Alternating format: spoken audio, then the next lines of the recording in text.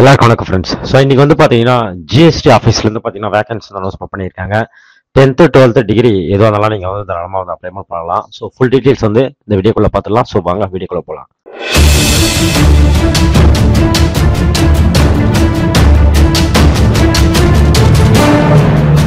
வீடியோக்குள்ள டிஸ்கிரிப்ஷனில் வந்து பார்த்தீங்கன்னா ஒரு லிங்க் ஒன்று இருக்கும். ஸோ அந்த லிங்கை கிளிக் பண்ணி இந்த ஃபார்ம் வந்து டவுன் பண்ணிங்க.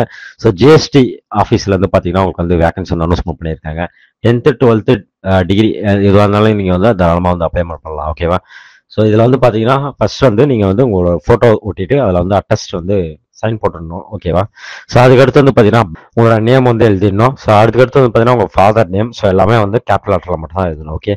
ஸோ அதுக்கடுத்து வந்து பார்த்தீங்கன்னா உங்களோட மதர் நேம், அதுக்கப்புறம் வந்து பார்த்தீங்கன்னா உங்களோட அட்ரஸ் எல்லாத்தையும் ஃபில் பண்ணிவிடுங்க. ஸோ அது வந்து உங்கள் பர்மனெண்ட் அட்ரஸ், அப்புறம் உங்களுக்கு ஃபோன் நம்பர், அப்புறம் உங்களுக்கு வந்து பார்த்தீங்கன்னா லேண்ட்லைன் ஏதாவது இருந்தால் அதோட நம்பர், இல்லை வந்து மொபைல் நம்பர், உங்களோட ஆதார் நம்பர், அப்புறம் உங்களோட இமெயில் ஐடி, அதுக்கப்புறம் பார்த்தீங்கன்னா உங்களோட டேட் ஆஃப் பர்த், அதுமாதிரி வந்து மேலா ஃபீமேலா, அதுக்கப்புறம் வந்து பார்த்தீங்கன்னா உங்களுக்கு வந்து என்னென்ன லாங்குவேஜ் எல்லாம் தெரியும். ஸோ மோஸ்ட்லி வந்து இது வந்து தமிழ்நாட்டில் தான் வேலை.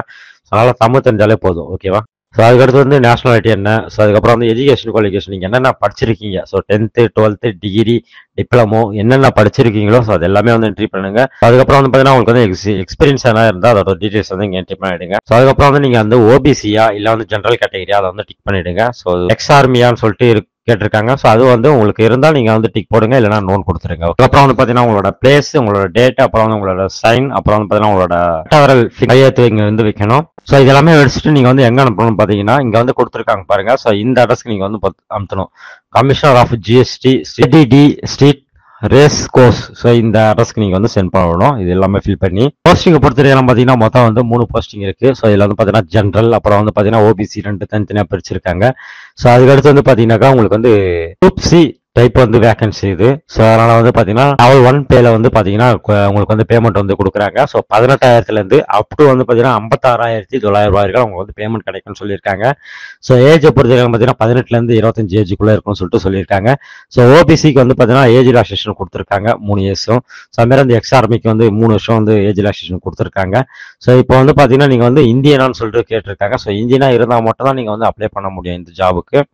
ஸோ அதுக்கப்புறம் வந்து எஜுகேஷன் குவாலிஃபிகேஷனை பொறுத்தவரைக்கும் பார்த்தீங்கன்னா உங்களுக்கு வந்து 10th 12th இதுவாக இருந்தாலும் வந்து அப்ளை பண்ணலாம். ஸோ அது ஈக்குவலாக எந்த டிபார்ட்மெண்ட் வேணாலும் நீங்கள் வந்து அப்ளை பண்ணலாம்.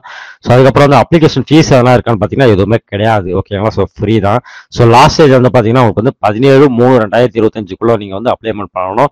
ஸோ ஒன்ஸ் நீங்கள் வந்து இந்த ஃபார்ம் வந்து ஃபில் பண்ணி நீங்கள் வந்து அவங்களுக்கு அனுப்பிச்சுட்டீங்கன்னாக்கா உங்களுக்கு வந்து பார்த்தீங்கன்னா ஸ்பீட் போஸ்ட்டில் வந்து ஒரு லெட்டர் வந்து வரும். ஸோ இந்த லெட்டரில் வந்து பார்த்தீங்கன்னா சப்போஸ் உங்களுக்கு வந்து அதிகமாக வந்து வேகன்சி வந்து அப்ளை பண்ணியிருக்காங்க அப்படின்னு சொல்கிற பட்சத்தில் எக்ஸாம் நடக்கும், இல்லைனா வந்து நேர்முக தேர்வு மட்டும் தான் நடக்கும். செலக்ஷன் ஆகிட்டீங்கன்னா உங்களுக்கு வந்து உங்களுக்கு கொடுத்துருவாங்க. ஸோ விருப்பமும் தகுதியும் இருக்கும், தாராளமாக வந்து அப்ளை பண்ணுங்க. இன்னும் ஒரு சூப்பரான வீடியோ நம்ம சந்திக்கலாம். நன்றி, வணக்கம்.